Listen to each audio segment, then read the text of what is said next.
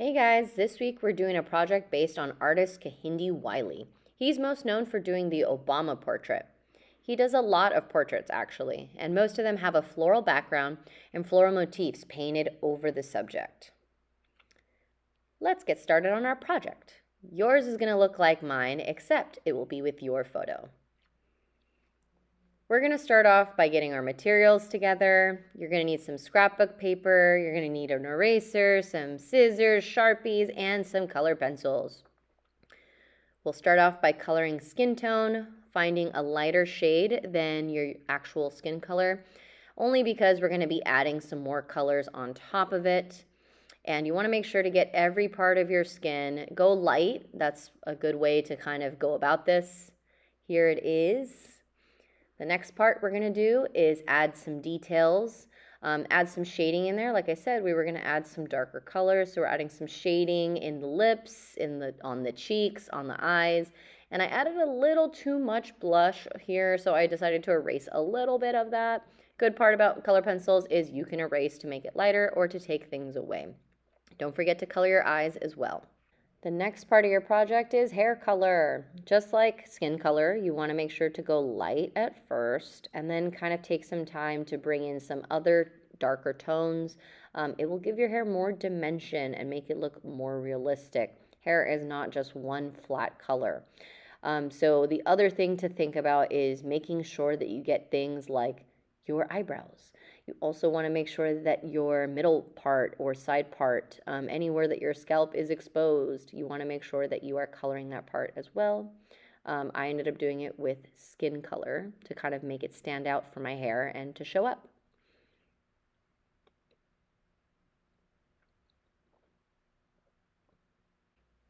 The next part of our project is coloring the clothing. We're going to use Sharpies for this. We are going to match some of those Sharpie colors to your scrapbook paper that you chose. The first thing I would recommend is highlighting parts of your fabric that is on the clothes you're wearing. So I'm highlighting the collars, the sleeves, the scrunches, the folds, the seams. You want to make sure that you can see those things. It will make your artwork look more 3D versus 2D. We also want to make sure that we're kind of using motifs on our clothing that match the scrapbooking paper, because it will make it look less like we just slapped a photo on scrapbooking paper. You want to have it fully colored all the way through, and you don't actually have to match the colors of the clothing you're wearing, right? You want to make sure that you're using colors that are on the scrapbook paper. You could also go back through at the end and go back and highlight the seams, the folds, the sleeves, the collars, all the things that you're wearing just to make them stand out more. Lastly, you also want to make sure to get things like accessories you're wearing, hats, glasses, color those, and jewelry. Don't forget about those things. You want to color those as well.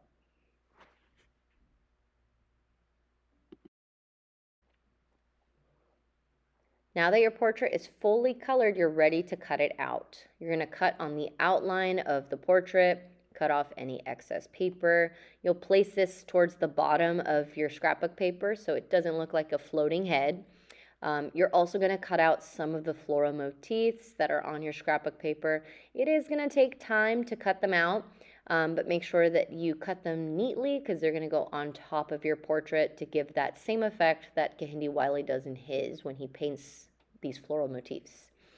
I recommend doing a lot of different sizes and colors just to make it look more interesting.